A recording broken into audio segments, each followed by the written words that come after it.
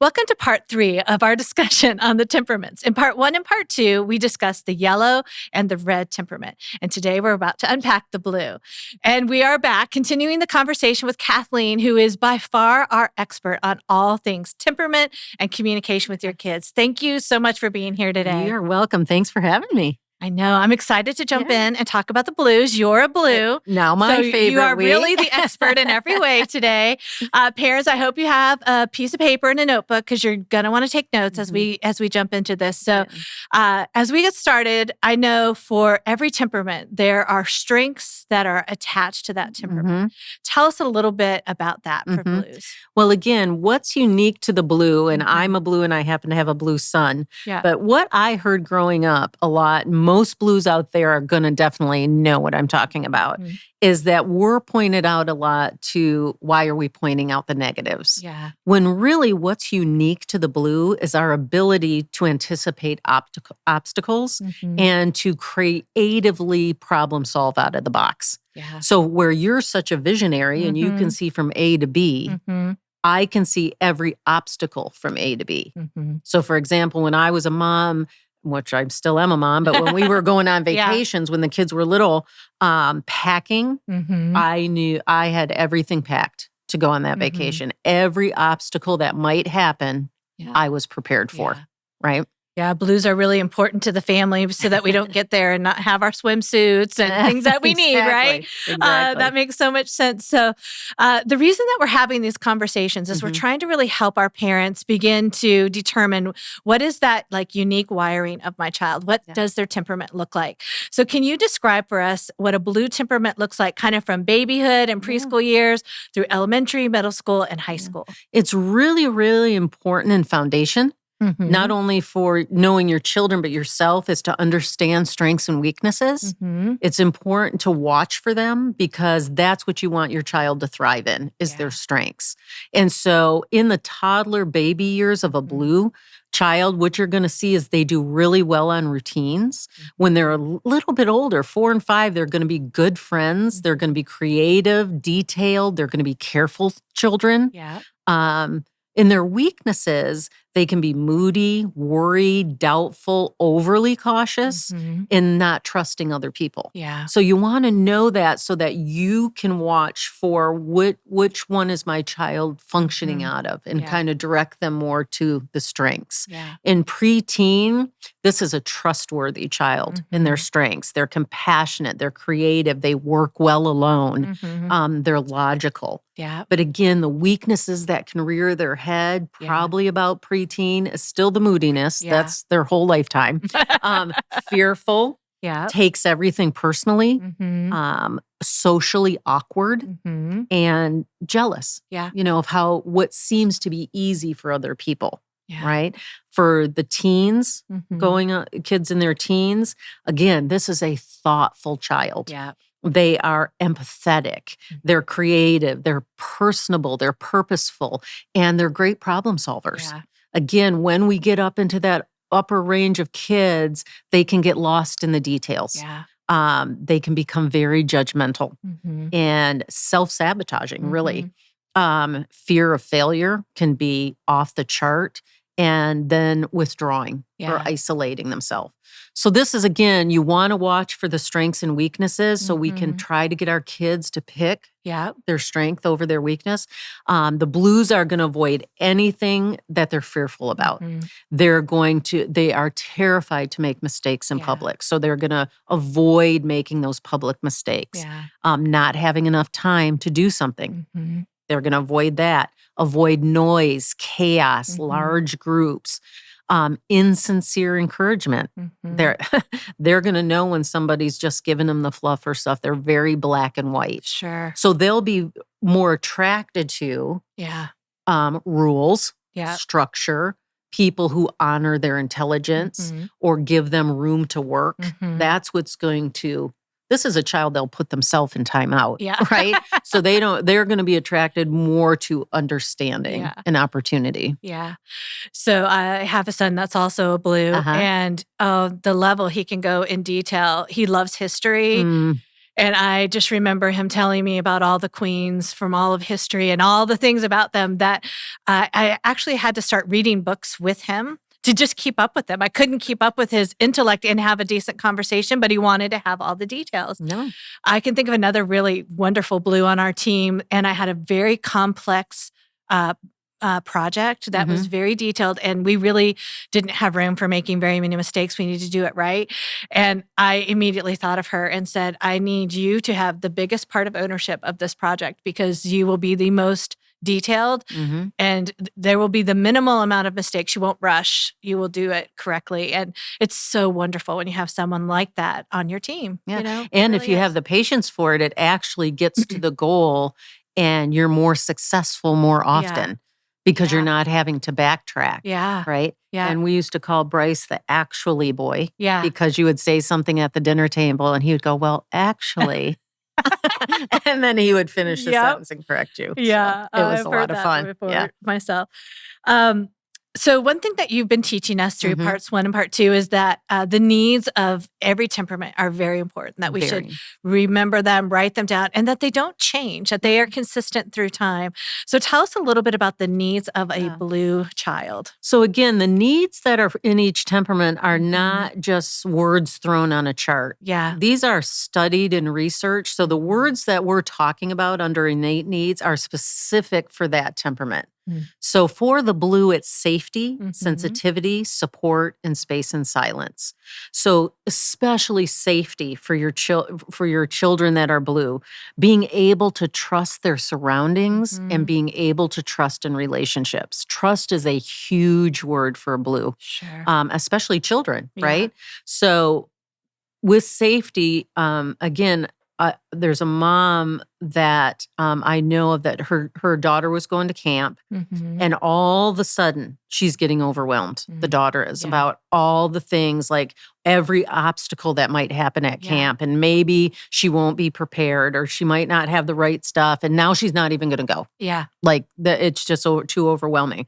So for the safety, the mom sat down and did the what ifs with her. What if this obstacle comes up? What do we need to do to prepare? And she listened, which is extremely important for blues, and they addressed every obstacle. So the girl was prepared, and then off she goes to camp. See, preparation and safety go hand in hand for blue children, right? Yeah. Sensitivity is really important because it basically means to be understood. Sometimes, again, we get the rap of you're too emotional, or you're over the top, when really it's not about emotion. It's about being understood. With blues, you don't even have to agree with them. They just want you to match their emotion. You don't have to feel it, but you have to validate it. Right?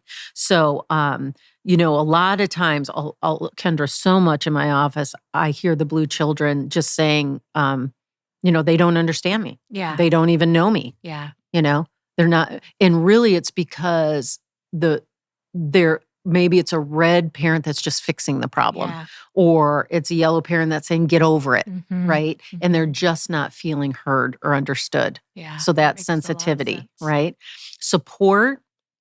When somebody steps in and just notices that they're needing help or at some way. Brad stepped in when I was at an event one time, and he knew I was uncomfortable and just talking to this group, and people were too close to me. And so he supported me immediately by coming and standing by me. He just stepped in without me even having to ask. And so that not only filled support, but it also filled safety and sensitivity. So when we're talking about these innate needs, it's not just always one action that fills one innate need. Sometimes the action or the word can fill multiple of things of the innate needs, right? Silence and space, this is huge for a blue because we are processors. We talked about early on that we take information in and we have to process it. So when Bryce, my son, would come home, if it was a long day of being lectured at all day long, I would definitely refrain from lecturing him because I knew he needed space and silence, especially if it was a time where he had homework and fencing, and he would just be so like, I can't even go to fencing. I have so much homework and the overwhelming. So we set up a plan for him to go to his room and just to decompress. And if it was a day that he had fencing, then he would have a plan. I encourage parents to have their blues, write it down, have a plan B, have a schedule. They're so good at that. And then if they can see it in front of them, then they have a tendency to just be able to breathe. Yeah. As long as they have that time of space and silence to just go through things in their mind, then they can recharge. Yeah. Yeah. That makes so much sense. When I think about some of the blues in my life and my own son, but other children and students that I know, I know sometimes there are concerns that I have, like maybe they're very withdrawn and that I worry about that. Or, I can tell that they feel misunderstood and like people are not understanding or they don't fit in. Those are all kind of like things I pick up on and I feel concerned for them. So tell us a little bit about like what shows up when a blues needs are not being met and really what as parents, can we do about that? Yeah. Again, it's one of those things where we're trying to focus with our children on staying in their strengths and understanding their weaknesses because that can bring them going backwards. And once they start using the weaknesses and those don't work either, then they get to manipulate by. And you can see that behavior coming. Yeah. And it is a red flag. And for the blues, what you're going to see is moods and silence. This child is going to be, crossing their arms. They're going to be judgmental and critical, maybe even self-deprecating. Silence. They're going to withdraw. They don't want to engage. They'll, walk away. They'll go to their rooms.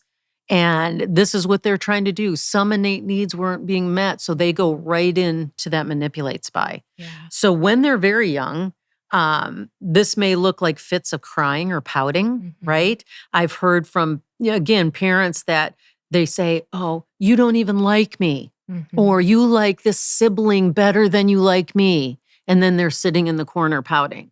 Okay. That's trying to get some kind of sensitivity or support or safety, right?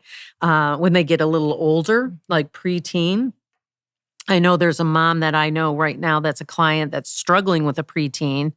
And she comes right home from school and goes up to her room. Okay. So she's already isolating. Yeah. What blues love to do is make you play the 20 question game. And that's what this mom is doing. She's going up there and how are you? Good. What's going on? I don't know. And they'll go to the 20 question game because every blue feels that if you really knew me, you would know what I'm thinking. Oh. Like they truly believe you can read their mind. So again, in that kids section, that's what they're doing. And they will make you play that 20 question game. Yeah. For teenagers, I know that somebody, this boy that I was working with that was trying to prep for college, right? He took some classes that were a little bit too advanced and, but he was determined to take them. So again, when he started to not do well or not fear failure, right? All of a sudden he's being judgmental. Yeah. The professor's not giving me enough details, that he's not giving me enough work. He's not giving me enough guidance. He's a bad teacher, right? So he's starting to be moody about it. And really, this is a child that's very articulate. And, he has a plan and a goal. So if we would just redirect him into using his verbiage, which he's so good at, and his plan to go up to the teacher and ask. See, blues don't like to ask for help. Again, that goes in there. Don't you see that I need help? Yeah. Why aren't you helping me? Right? Yeah. But sometimes they have to go and ask. Yeah. So, if that's happening, have them lean into their strengths and go find out, hey, what's going on? Sure.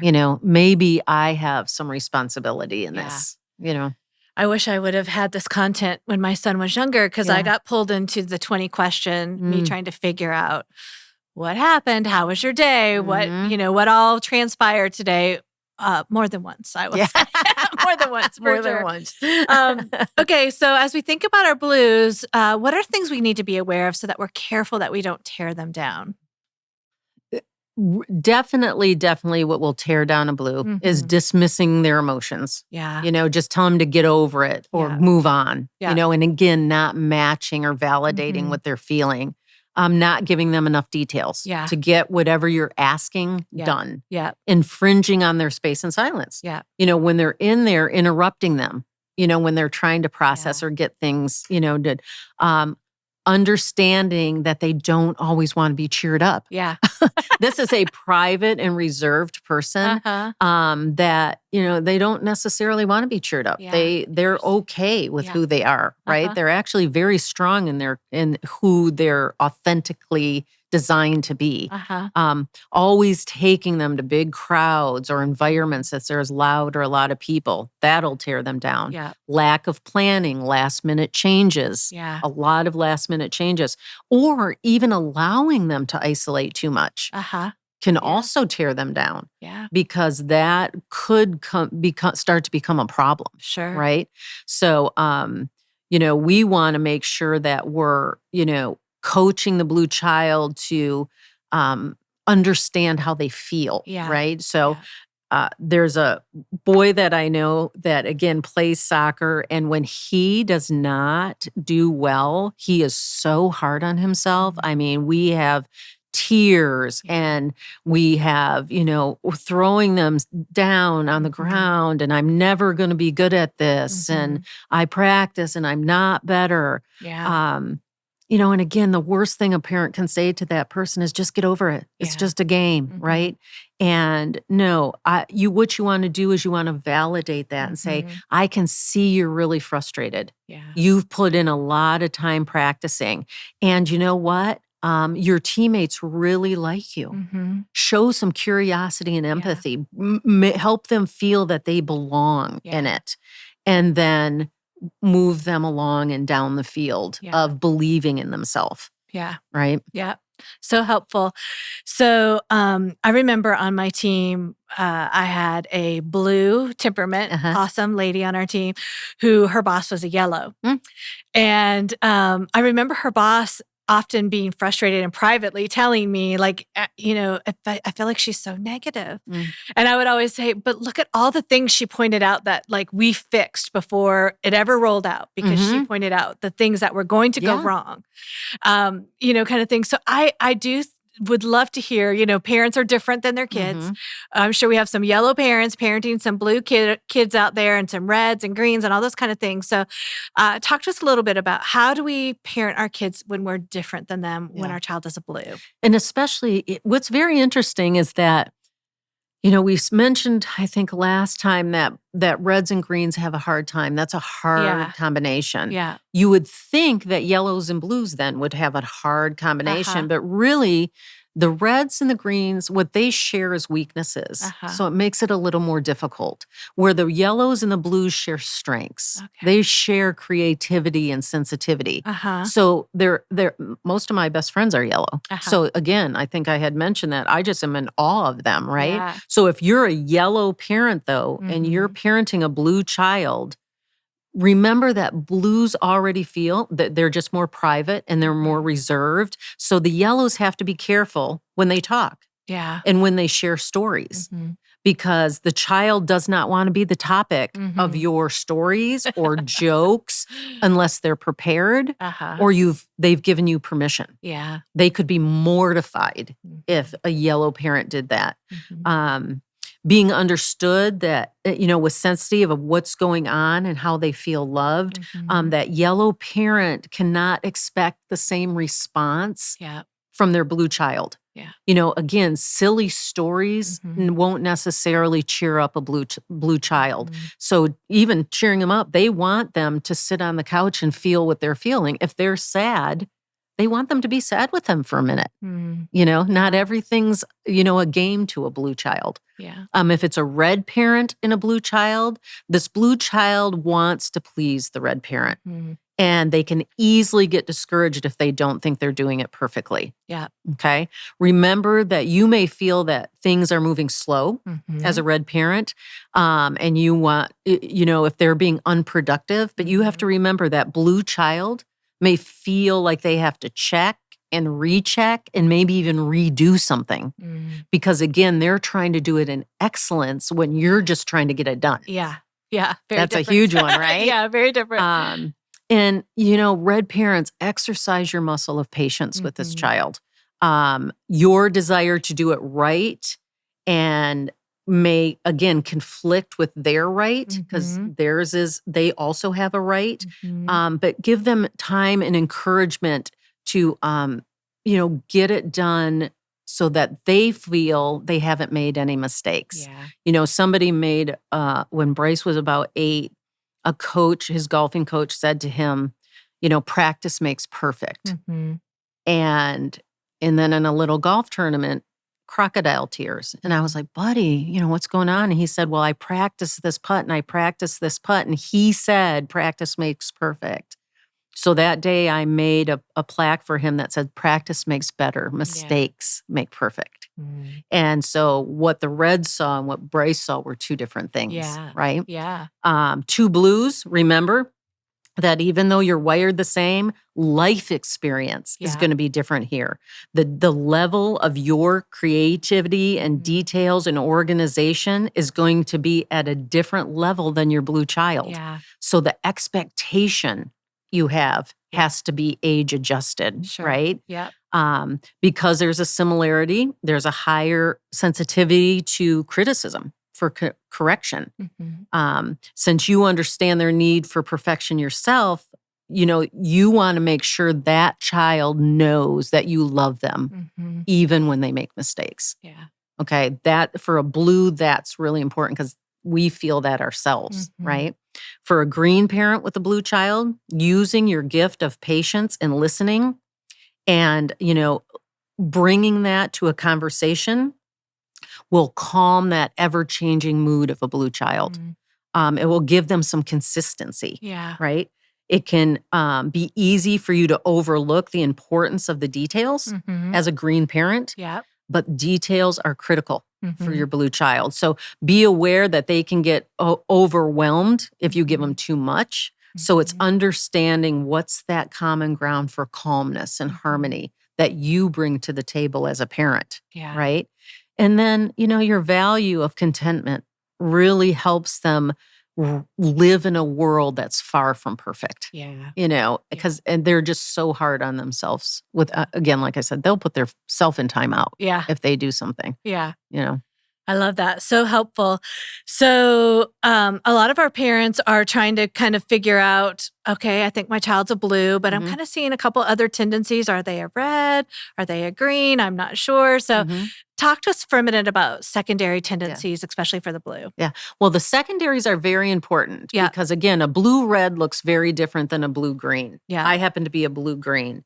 And so, for example, if you have a child that's going to do an art project and they're a blue-red, they will go, well, I'm going to plan to do this. I'm going to use colored markers. And they'll walk over to the markers and they'll go, and I know exactly what I'm going to draw. This is what I'm going to get done so I can get it done and get out to recess. Okay. That same child that's blue-green, they'll go, I know what project I want to do. I've planned my project. They'll walk over and they'll go, do I want to use markers? Maybe I want to use paint. I'm not really sure which would be better. I'll try this first and then see if it works. So there's maybe some indecisiveness that comes with that. And don't you think to help parents, like it just takes time learning more about the temperaments. That's why we're teaching this in this series, but also just taking time to observe your child and spend time with them and learn, especially when they're very young. I always encourage parents, be careful. Don't label them too soon and too young. Like, get to know them, learn, watch, observe, like figure out their little wiring because there's so many things that play into it. So. Well, and that's just it, is that again, we're listening to understand because a temperament speaks out of their own temperament. You speak your own language. I speak blue, you speak red. So we're literally learning to speak another language to love, for me to love you better as a friend. I have to learn to speak red. I have no red in me. But I do want to love you better. So that's what we want to do as parents too, is learn to love your child better. Now, you can also find what temperament your children are in photos and videos, which people nowadays have endless access to, right? Because it'll show up. It'll show up in a picture or a photo or a text, Yeah, that makes a lot of sense. All right, Kathleen, so you're a blue. And what is it that you wish all of us knew about you? Well, again, here's somebody who's reserved and private and not really that outgoing with people we are not comfortable with. This is somebody who, and again, I'll have parents come in and go, I don't think she's blue because when she's at home, she's singing karaoke or she's doing this or she's so entertaining. When blues are with people that feel safe or trusted, they're going to come out of their shell a little bit. So what the blues want everyone to know is that even though we're reserved and private, we want to feel like we belong. We want to be invited. And so that way we know we're thought of and we're included. And then if that trust comes, you'll see a deeper relationship with a blue. I love the blues in my life. I feel like they just make me and our family better and better. Whether it is planning a vacation or working on a big project, when they're in the middle of it, they bring so much goodness for sure. Okay, any parting words for our listeners about blues? Well, what I wrote down here is that blues need to belong runs very deep. Knowing that they're thought of and considered goes very, very, very long in the child's filling of their love tank and their innate needs. And once once that blue is truly known and people find that temperament in them, it's one of the best and deepest connections in a relationship that you can have is with a blue. I love that. Yeah. And the way you get to know them is time, listening, asking questions, all those things. I love that so much. Thank you for sharing all of this. Parents, I hope you have pages of very practical notes of how you can relate to your blue.